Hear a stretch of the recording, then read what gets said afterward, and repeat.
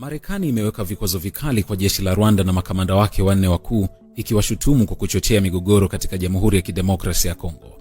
Wizara ya Hazina inasema jeshi la ulinzi la Rwanda limekuwa likitoa mafunzo, kuandaa na kupigana pamoja na kundi la waasi la M23 ambalo tayari limeidhinishwa na Washington na Umoja wa Mataifa kwa ukiukwaji wa haki za binadamu na kuhama kwa wingi mashariki mwa Kongo. Miongoni mwa wale wanaolengwa ni Vincent Nyakarundi, mkuu wa jeshi; Ruki Karusisi, kamanda wa kitengo cha 5 cha ardhini; Mubarak Muganga, mkuu wa jeshi la ulinzi la Rwanda; na Stanislaus Gashugi, mkuu wa operesheni maalum. Mali zao nchini Marekani sasa zimezuiliwa na raia wa Marekani wamezuiliwa kufanya biashara nao. Hatua hiyo inakuja siku chache tu baada ya marais Felix Tshisekedi wa DRC na Paul Kagame wa Rwanda kusaini makubaliano ya Washington wakiahidi kukomesha uhasama. Lakini muda mfupi baadaye, M23 iliteka Uvira, mji wa kimkakati kwenye mpaka wa Kongo na Burundi, na kulazimisha maelfu kukimbia.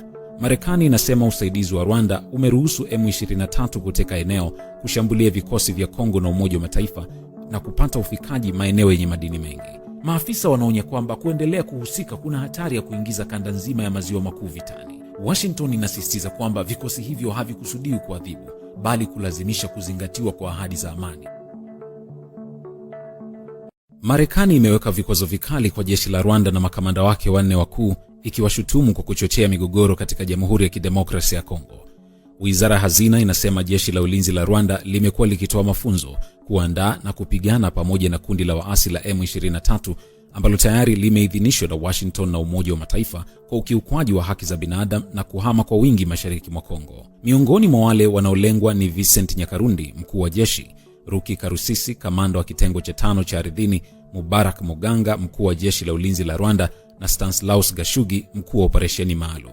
Mali zao nchini Marekani sasa zimezuiliwa na raia wa Marekani wamezuiliwa kufanya biashara nao. Hatua hiyo inakuja siku chache tu baada ya marais Felix Tshisekedi wa DRC na Paul Kagame wa Rwanda kusaini makubaliano ya Washington wakiahidi kukomesha uhasama.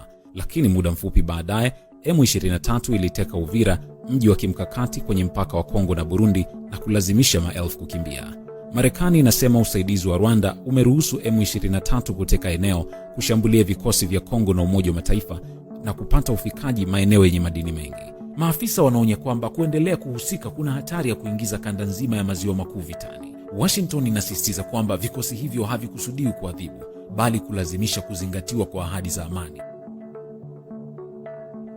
Marekani imeweka vikwazo vikali kwa jeshi la Rwanda na makamanda wake wanne wakuu, ikiwashutumu kwa kuchochea migogoro katika Jamhuri ya Kidemokrasia ya Kongo.